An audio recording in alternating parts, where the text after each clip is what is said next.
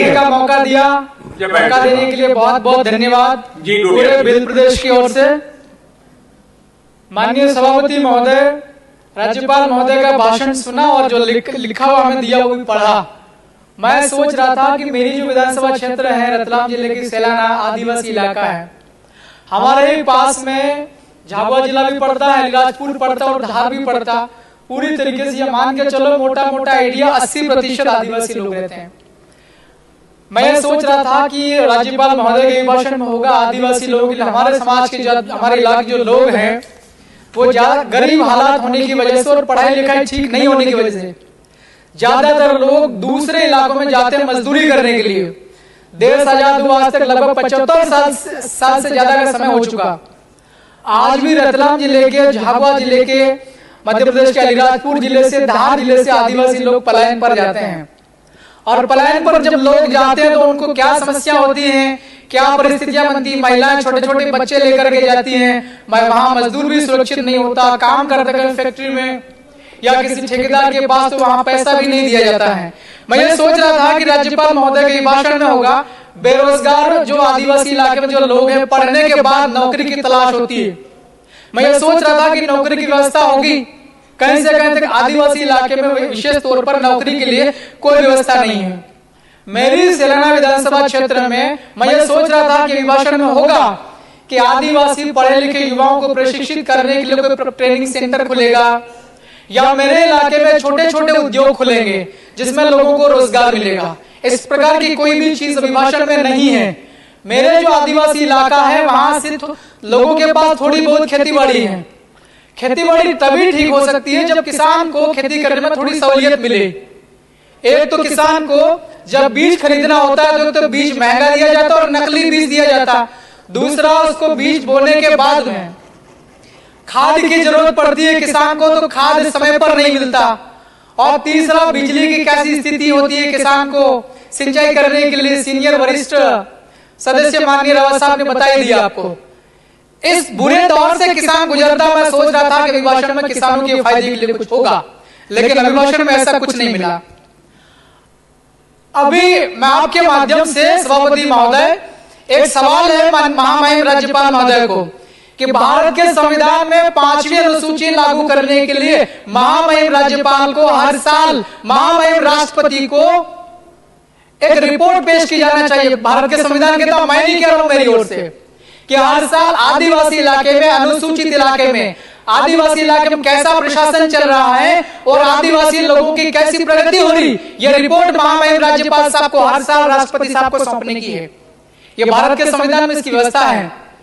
तो मैं अभिभाषण के ऊपर मैं यही बात कहना चाहता हूं, आपके माध्यम से यह सवाल है उन तक, यह जानना चाहिए। महामहिम राज्यपाल साहब भी उसी इलाके से आता हूं, भिल प्रदेश से, और मैं भी उसी इलाके से आता हूं। तो आदिवासियों की इतनी समस्याएं क्यों ध्यान को नहीं जा रहा है। परसों के दिन में लोकसभा का सत्र खत्म हुआ और कल अभी इतने देर से सारे माननीय सदस्य कह रहे थे मोदी जी कह रहे थे। ठीक है, हम भी मानते हैं भारत के प्रधानमंत्री माननीय हैं। इतने बुरी स्थिति है आदिवासियों की, आप लोगों को सूझ क्यों नहीं पड़ रही है। मैं सोच रहा था कि अभिभाषण में होगा कि मेरा जो इलाका आदिवासी बहुलता वाला, आबादी वाला, वहां एम्स की स्थापना करके जाएंगे मोदी जी, एम्स का लोकार्पण करके जाएंगे, उसकी घोषणा करके जाएंगे, आईआईटी की घोषणा करके जाएंगे मोदी जी। मैं ऐसा सोच रहा था। आपके मोदी जी भी फेल हो गए। अब ये बात हो रही राज्यपाल साहब के अभिभाषण की। राज्यपाल साहब के अभिभाषण पर भी मैं सोच रहा था कि वहां एजुकेशन सिस्टम को ठीक करने की बात कही जाएगी अभिभाषण में। आदिवासी इलाके की स्कूल आप लोग देखेंगे वहां जाकर के क्या स्थिति है। मेरी विधानसभा क्षेत्र सेलाना पड़ती, वहां पर राउटी नाम का एक कस्बा है। अभी करीब 5-7 साल पहले कॉलेज खुला, केवल 2 टीचर्स है वहां पर, केवल 2, और कॉलेज है। आप हम सब लोग पढ़े लिखे लोग, हम सब माननीय विधायक हैं, आप लोग पढ़े लिखे हैं। एक कॉलेज को चलाने के लिए कितना प्रोफेसर की जरूरत पड़ती है, कितने फैकल्टी होना चाहिए, और वो भी एक स्कूल है, वो भी जर्जर भवन है। उसको पीडब्ल्यूडी ने घोषित कर रखा है कि वो जर्जर है, वो स्कूल पुराना है और कभी भी गिर सकता। उसी स्कूल के अंदर में कॉलेज चल रहा है। मैं ये सोच रहा था कि राज्यपाल साहब के अभिभाषण में मेरा जो राउटी में कॉलेज चल रहा है, वो कॉलेज, उसके लिए कोई बिल्डिंग बनेगी या कोई हम लोग नई फैकल्टी वहां जो लोग मांग कर रहे हैं वो बनेगी, ऐसा कुछ भी जिक्र नहीं है। पैसा कानून बना 1996 में और नियम बने 2022 में। जैसे जितना आप लोग करने के लिए नियम बना वो भी सारा उल्लंघन हो रहा। अभी हमारे विपक्षी एमएलए साहब ने कहा था, डॉक्टर हीरालाल जी अलावा ने, अभी धार जिले में दही में एक आदिवासी नौजवान जब अवैध तरीके से शराब की बिक्री होती है आदिवासी इलाके में, घर घर उस प्रकार से दारू की बिक्री होती है जैसी गर्मी के समय में आइसक्रीम बेची जाती है कुल्फी पर, उस तरीके से दारू बेची जाती है। आदिवासी इलाके में दारू को इस प्रकार से वितरण होता है जैसा दूध बांटने वाला व्यक्ति सवेरे सवेरे उठ करके मोटरसाइकिल पर दूध डिब्बे भर के बांटते, उस प्रकार से दारू बेची जा रही। क्या अवैध तरीके से शराब की बिक्री करने से सरकार को राजस्व में कुछ फायदा हो रहा है? हमारे इलाके के अंदर लोगों को जबरदस्ती अवैध तरीके से दारू बिकवा करके, शराब बिकवा करके लोगों की हत्या हो रही है। अर्जुन कनासिया करके नौजवान साथी थी, उसकी हत्या कर दी शराब माफियाओं ने। और मेरा रतलाम जिला पड़ता है, वहां बिलपांग थाना क्षेत्र है, 5.97 करोड़ की शराब अवैध उसकी हो रही थी, ट्रांसपोर्ट हो रहा था, 2 कंटेनर में भर के शराब पकड़ ली पुलिस कर। अभी माननीय सभापति महोदय, आपके माध्यम से मैं सरकार को कहना चाह रहा हूं, 6 करोड़ की शराब पकड़ी पुलिस और आबकारी विभाग के अधिकारियों ने मिलकर के उसको पूरा मामला दबा दिया। सभापति महोदय, मैं आपके माध्यम से सरकार से सवाल पूछ रहा हूं, क्या इसी प्रकार से सरकारें चलती है क्या? अवैध तरीके से शराब की बिक्री हो रही है, लोगों को मारे जा रहे हैं। मैं राज्यपाल महोदय के अभिभाषण में यह भी सोच रहा था कि पैसा कानून होगा वो ठीक से लागू होगा।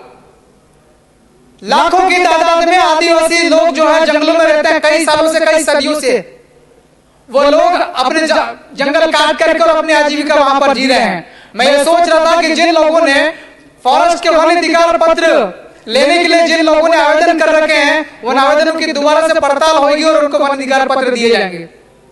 महामहिम राज्यपाल महोदय के अभिभाषण में इस प्रकार की कोई भी बात नहीं कही। वन अधिकार इतने सालों से, आपको पता होगा ना, 5 जनवरी 2011 सुप्रीम कोर्ट का यह जजमेंट कहता है कि सबसे पुराना समाज आदिवासी इस देश में है, इस मुल्क का मालिक आदिवासी है और हम सभी समाज के लोगों के साथ मिलकर के रहना चाहते हैं। 22 तारीख को उत्तर प्रदेश के अंदर अयोध्या में इतना सारे माननीय सदस्य चिल्ला चिल्ला के बोल रहे हैं, 4-5 दिन से मैं देख रहा हूं। आप पहले ये बताइए, भगवान श्री राम जब जंगल में गए थे तब कोई महल का व्यक्ति उनके साथ में नहीं आया था सपोर्ट में। माता शबरी जो बेल समाज की थी, उन्हें झूठे बेर टेस्ट करके खिलाते कि कड़वा बेर या सड़ा हुआ बेर न चला जाए राम जी के मुख में। तो उस दिन 22 तारीख को अयोध्या में इतना बड़ा कार्यक्रम किया, राष्ट्रपति महोदय को आपने नहीं बुलाया जो आदिवासी समाज की थी।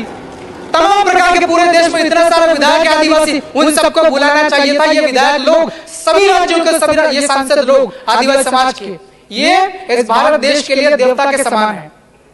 इन लोगों को आपने क्यों नहीं बुलाया है? और जिस प्रकार से माता शबरी का राम जी का कार्यक्रम हुआ, ऐसा एक ऐसा कार्यक्रम माता शबरी का भी होना चाहिए। जहां जहां भगवान के पैर पड़े वहां तो आप लोग कर रहे हो कि हम लोग इसको तीर्थ स्थल बनाएंगे। शबरी माता किस काम से आती थी, ये कहां रहती थी, इसके भी आप लोग को ढूंढना पड़ेगा, बनाओ तीर्थ स्थल। जिस प्रकार राम जी का कार्यक्रम हुआ, हमारे लिए वो देवता के समान है। देवता हम लोग तो पूजा करते हैं आदिवासी। आदिवासी समाज का आदमी सवेरे से उठने से लेकर के शाम को सोने तक हजारों बार जिन जिन लोगों से मिलता है, 2 बार राम राम बोलता है, 1 बार जय श्री राम नहीं बोलता है। तो जिस प्रकार से शबरी माता का आप लोगों ने छोड़ दिया ना 22 तारीख वाले कार्यक्रम में, ऐसा कैसा राज्यपाल साहब के अभिभाषण में आदिवासी लोगों को बिल्कुल छोड़ दिया। सिर्फ जंगल में जो है तेंदुपत्ता, उसको 4000 रुपया बोल रहा है, कितना देने का बात का है ना, 4000 रुपया देने का बात का। आदिवासी इलाके में एम्स कौन खोलेगा? क्या हमको नहीं पढ़ना है? आदिवासी इलाके के अंदर IIT कौन खोलेगा?